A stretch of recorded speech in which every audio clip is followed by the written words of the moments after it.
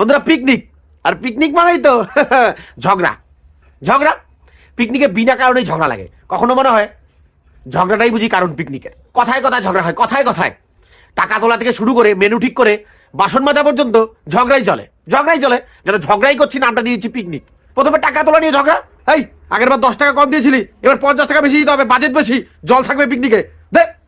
ও দেবে না, আরে জোর করেই 50 টাকা বেশি নেবে। এই নিয়ে ঝগড়াঝাটি মারপিট পর্যন্ত পৌঁছে যায়। এবার মেনু ঠিক করে নিয়ে ঝগড়া লেগে যাবে।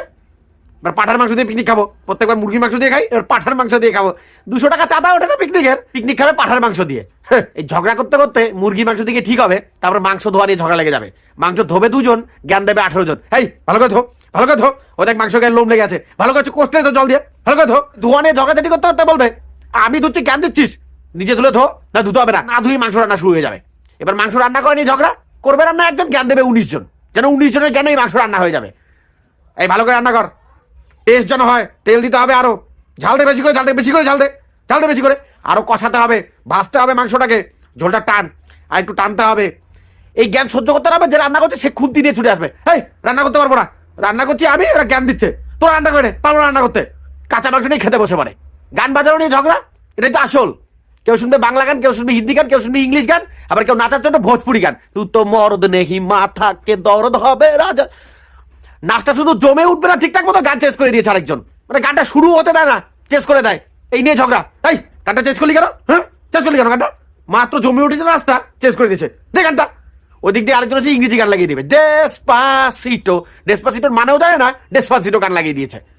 এই নিয়ে ঝগড়া করতে হতে বক দিয়ে মারপিট লেগে যায়। তারপর কোনো মতে কাঁচা মাংস নিয়ে খেতে বসতেই আবার খাবার নিয়ে ঝগড়া। 10 টাকা কম দিয়েছে, আবার কিসের মাংস? ডাল দিয়ে ভাত খা, মাংস খাবে।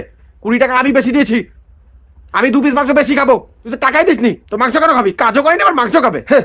খাওয়া শুরু না করতে ঝগড়া লেগে যাবে, খাওয়া দাওয়া বন্ধ। আবার কত হচ্ছে পিকনিকে নেই, কিন্তু ঝগড়া করতে চলে এসছে, একদম শেষ পর্যন্ত থাকবে।